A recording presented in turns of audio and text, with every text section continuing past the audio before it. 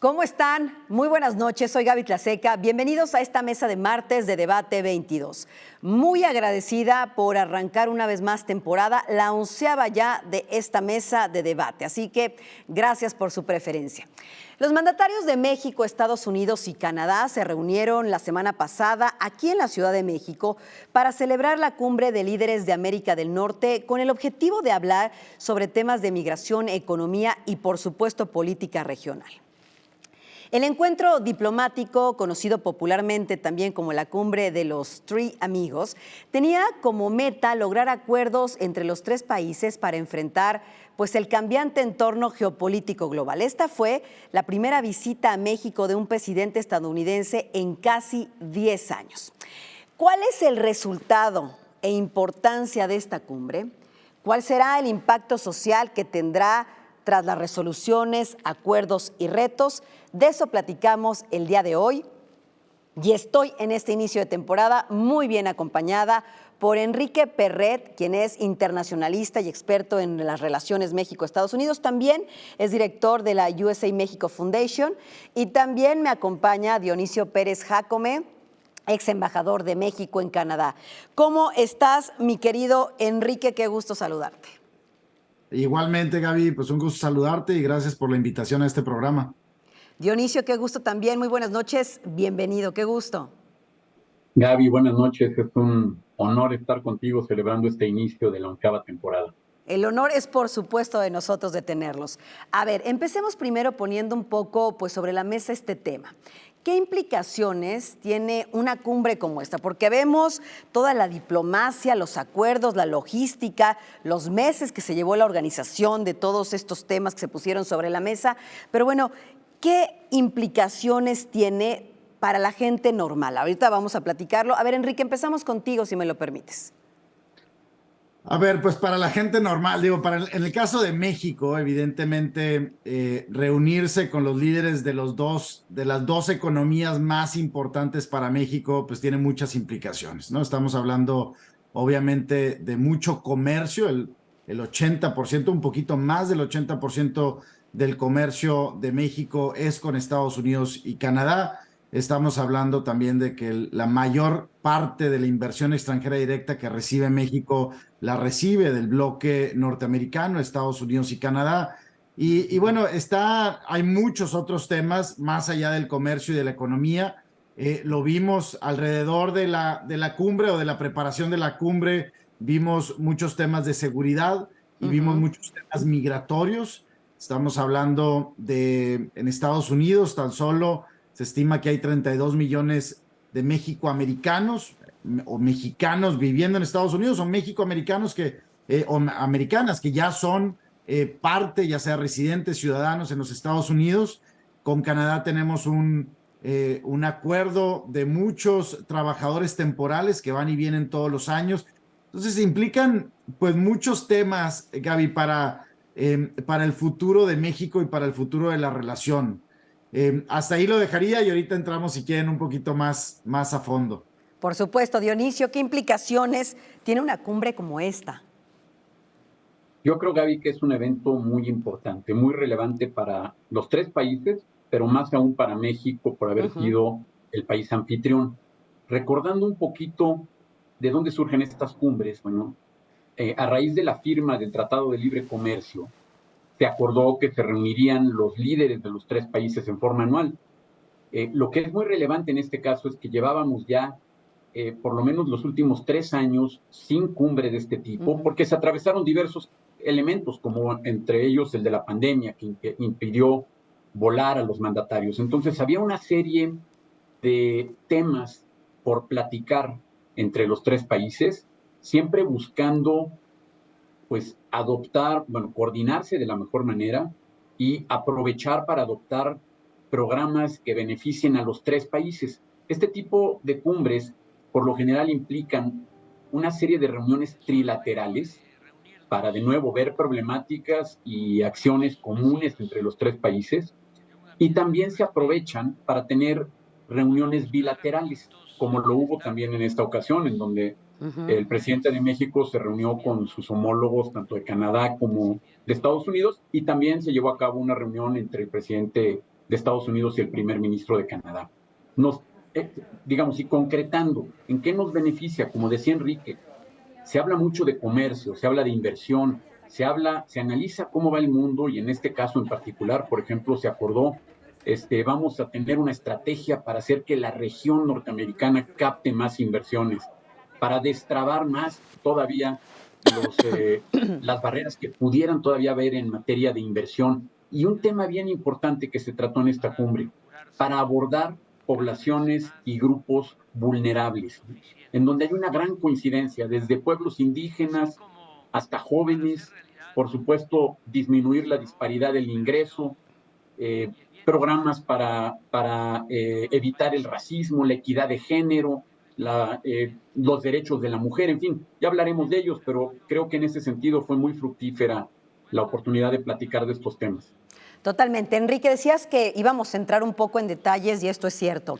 ¿Qué hay detrás de este encuentro trilateral que no necesariamente a veces, y ya algunos puntos los ponía Dionisio sobre la mesa, son oportunamente pues contados por los medios de comunicación?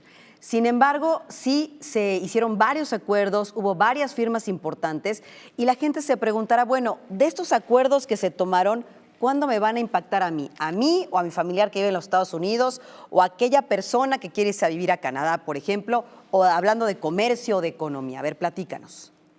Mira, también es bien importante recordar que hay muchos grupos de trabajo establecidos en las relaciones bilaterales o en este caso trilaterales.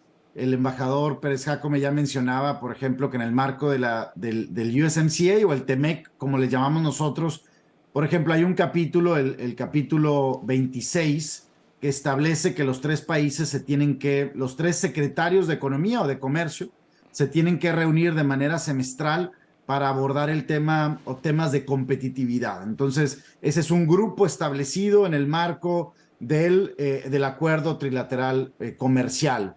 Luego, México y Estados Unidos tienen es un marco, digamos, institucional, al que le llaman el diálogo económico de alto nivel, de donde se desprenden temas de infraestructura fronteriza, se desprenden temas de cadenas de suministro, se desprenden también temas, y es un tema bien importante, de intercambios estudiantiles.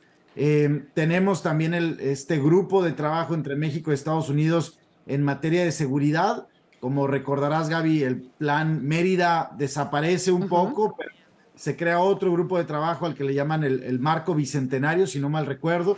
Entonces, esos grupos de trabajo, pues si bien se están reuniendo a lo largo del año, estas cumbres de los líderes aceleran mucho de esos trabajos. Y esa es la parte, pues, que a mí me gusta más, ¿no? Porque las metas están ahí. Evidentemente queremos más intercambio estudiantil, queremos más comercio, queremos solucionar barreras en la frontera para agilizar el comercio, queremos que llegue más inversión. Vaya, los que queremos ahí están. Y estos grupos de trabajo, ante un evento en el que se reúnen los tres líderes, pues obviamente quieren llegar a acuerdos más rápido y quieren también presentar resultados más rápido. Vaya, si tú eres un subsecretario o un director de alguna de estas agencias o alguna de estas carteras, pues quieres llegar a esa cumbre presentando algo de carnita, como decimos nosotros en México,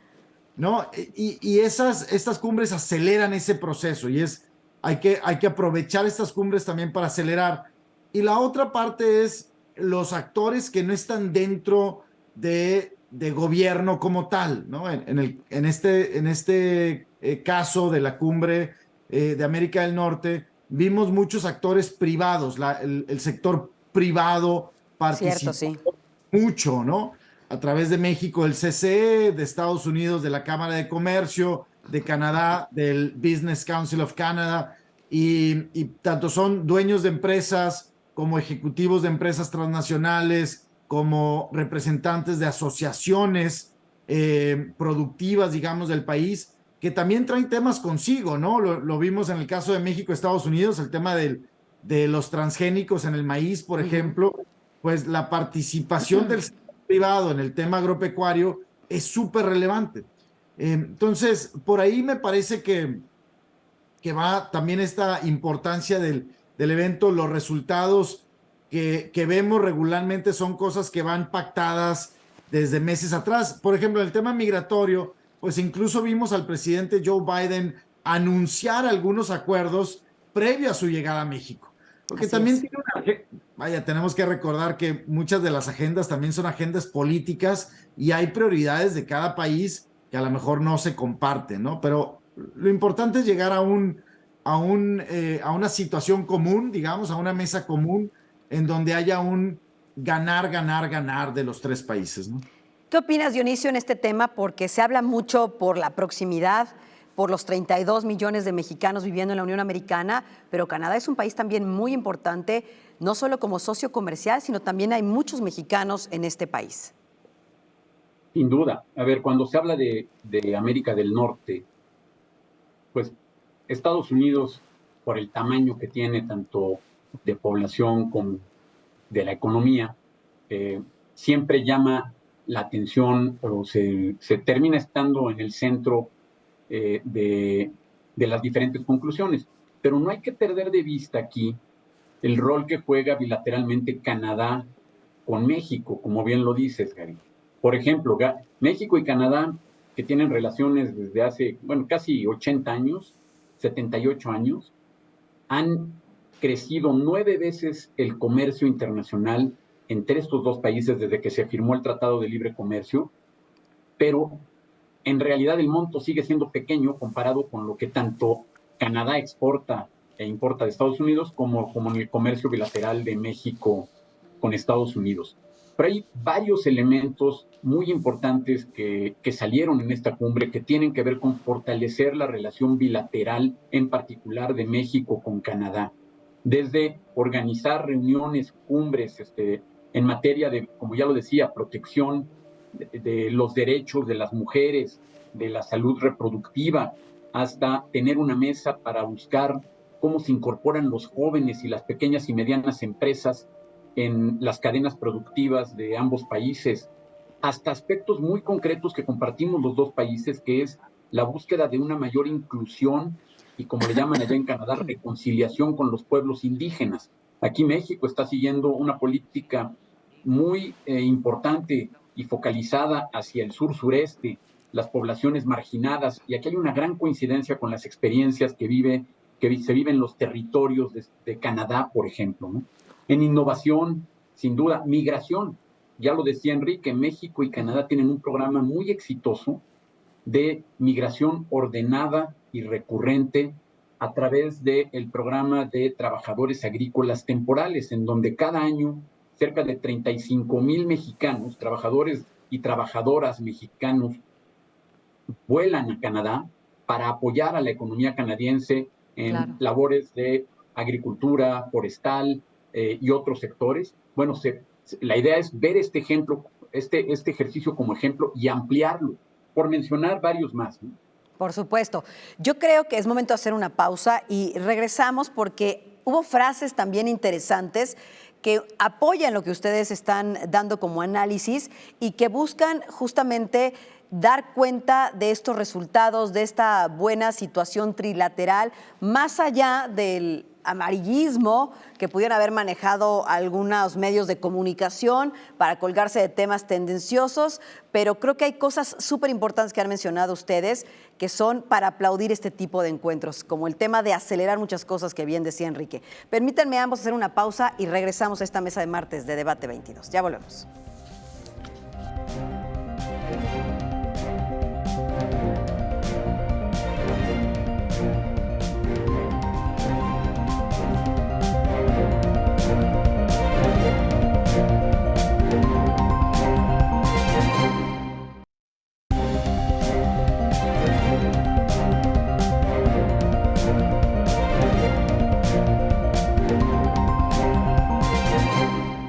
Estamos platicando en esta mesa de martes de Debate 22 sobre esta cumbre de líderes de América del Norte, cuál es su impacto social, cuál es su importancia, que se llevó a cabo la semana pasada aquí en la Ciudad de México.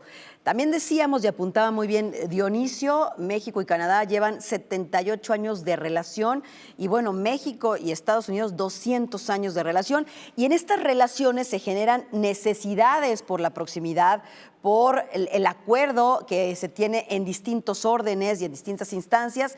Así que, a ver, Enrique, yo te preguntaría, de estos acuerdos alcanzados, platícame tú, ¿cómo lees estas frases que se dijeron, por ejemplo, la que le dijo Trudeau a López Obrador de somos ambos países progresistas, que respetan la oportunidad, la justicia, la igualdad para todos? Y luego la frase de Biden, construimos una Norteamérica más fuerte, un poco para buscar hacer que los tres países hagan contrapeso en un espacio mucho más globalizado. A ver, ¿qué opinas?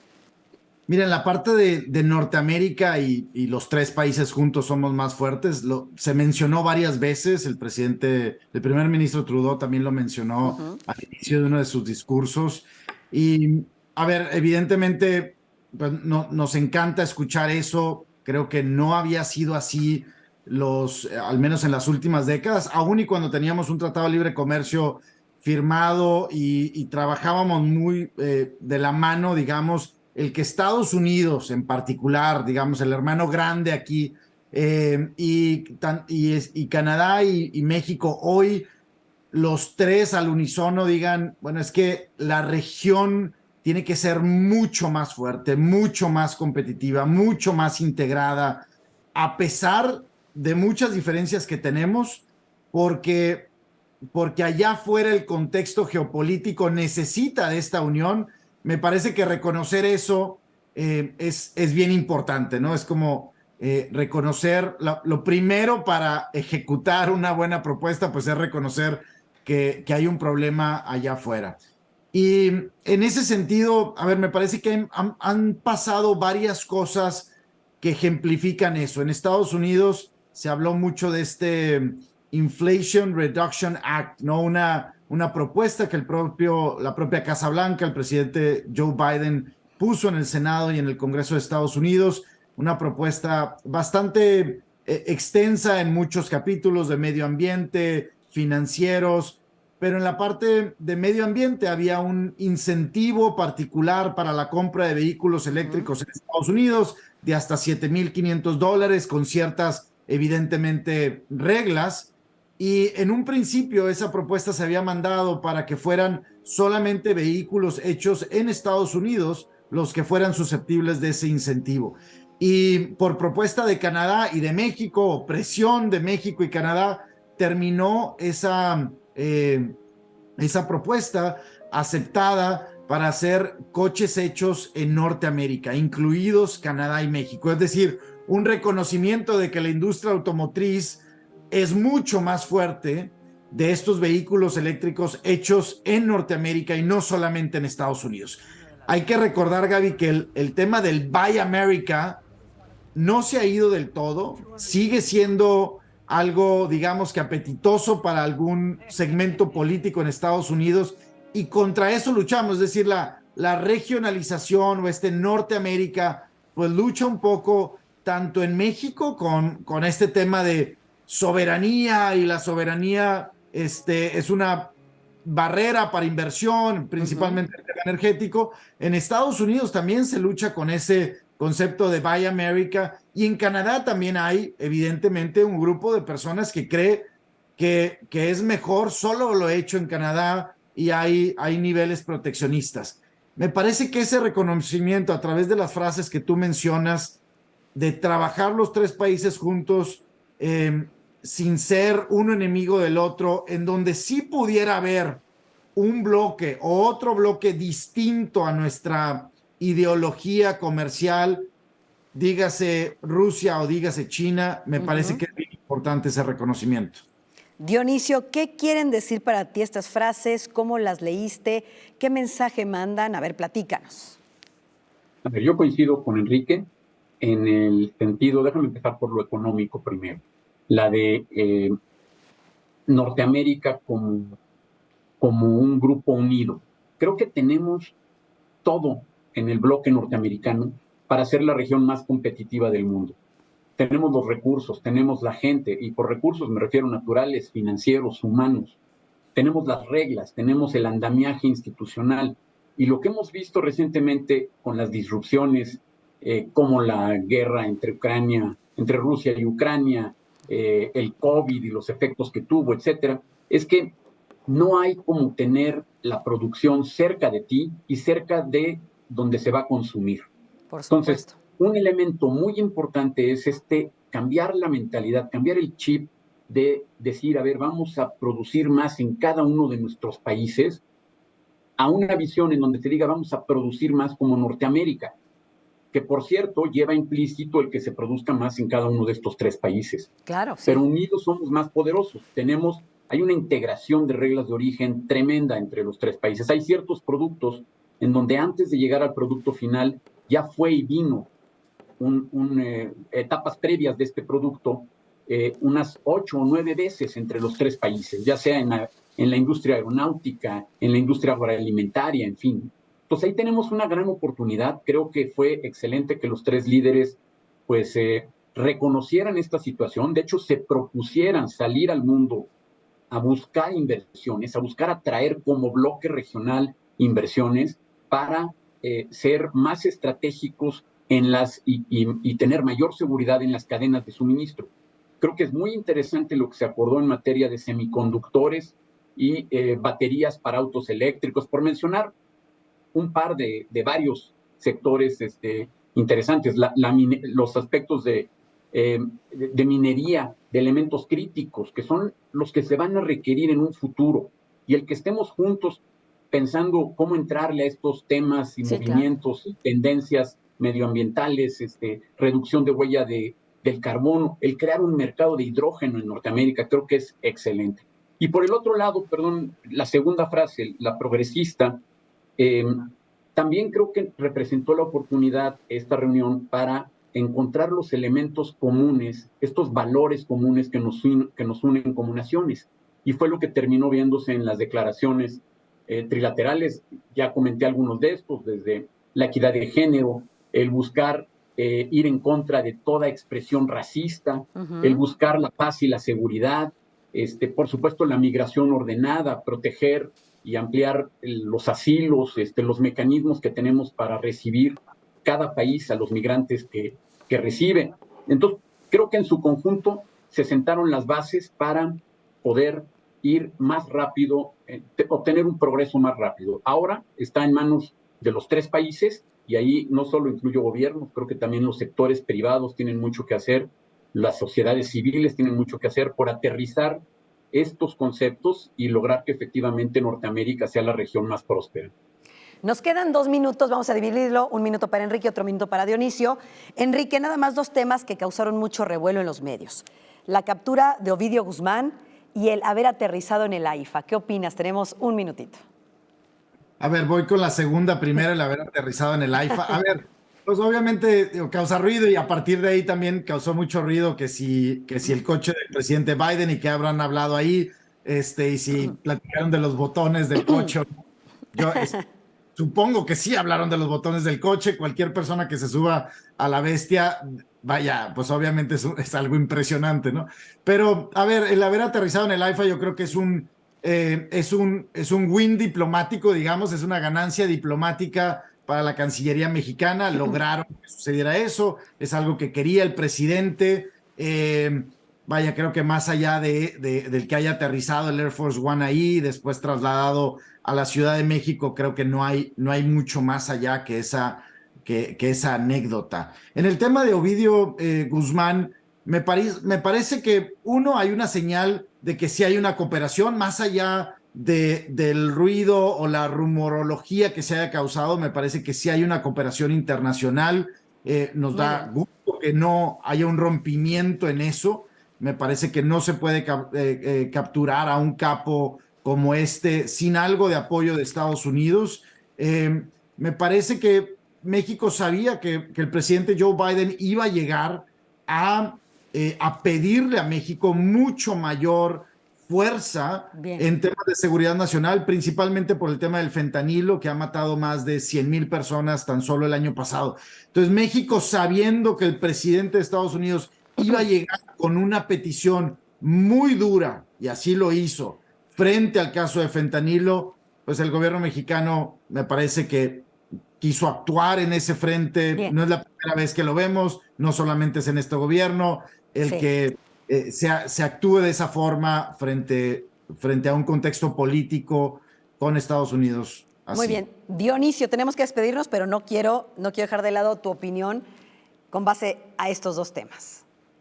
A ver, muy rápido. Creo que en el tema de seguridad fue muy bueno el que se pusieran todos los puntos que deben verse sobre la mesa. Es un tema sumamente complejo en la relación bilateral y trilateral, y se abordaron temas de movimientos de drogas, pero también de armamentos, de lavado de dinero, de tráfico humano, tráfico de niños. Entonces, este tipo de foros yo creo que debe usarse para ver sistémicamente, y ahora sí que a todos los países nos toca poner diferentes elementos para salir adelante como Norteamérica. Ciberseguridad es un tema sumamente importante. Por supuesto. Ahora, el tema de la IFA, ¿cómo lo sentiste? El tema de la IFA creo que fue un gesto diplomático el haber aterrizado ahí, está muy bien, pero para mí lo más importante de la IFA es, creo que sirvió también de oportunidad para, pues Muy espero, que se retome el tema de categoría 2 para Exacto, buscar los avances, y ojalá podamos regresar pronto a la categoría 1. Bueno, veremos más adelante cómo se van concretando todos estos acuerdos, si son rápidos, si hay unos más lentos, qué hay que hacer en el camino, cómo lo siente la gente que es la que se beneficia de también estas cumbres. Muchísimas gracias, Enrique Perret, director ejecutivo de la USA México Foundation. Gracias por tu tiempo. Dionisio Pérez Jacome, ex embajador de México en Canadá.